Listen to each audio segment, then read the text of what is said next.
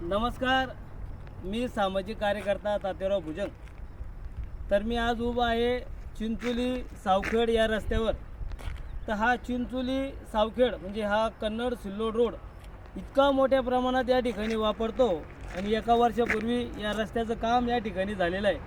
पण आज एक नवीन अडचण मी या रस्त्याची या ठिकाणी घेऊन आलेलो आहे. तर मित्रांनो, आपण पाहू शकता की हा रस्ता 15 फुटाचा या ठिकाणी आहे आणि 15 फुटाचा असताना या साईड पंख्याला या ठिकाणी हे बाबळीचे झाडं या ठिकाणी उगलेले आहे आणि मला वाटतं शासनाची हद्द त्या झाडापासून ते झाडं लावलेले आहे सरकारी.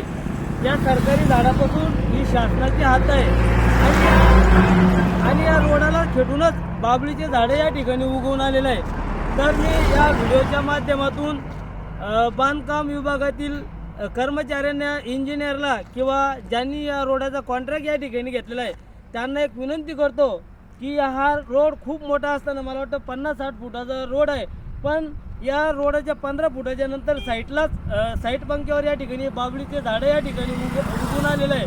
तर हे साईड पंख्यावरील हे बाबळीचे झाडं या ठिकाणी हटवून जी घाण या रस्त्याच्या कडेला या ठिकाणी झालेली ही साफसफाई करून या ठिकाणी साईड पंखे पूर्ण व्यवस्थित भरले तर खूप मोठा रोड या ठिकाणी होऊ शकतो.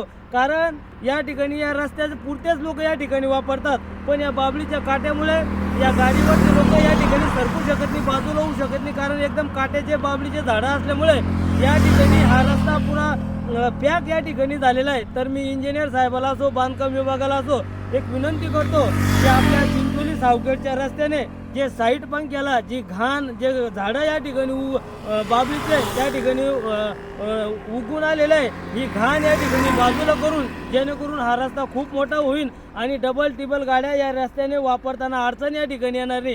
कारण शासनाच्या हद्दीत झाडापासून असल्यामुळे खूप मोठा रस्ता या ठिकाणी होऊ शकतो आणि याची दखल बांधकाम विभागाने घ्यावी एवढीच मी आपणास या ठिकाणी सांगू इच्छितो. धन्यवाद.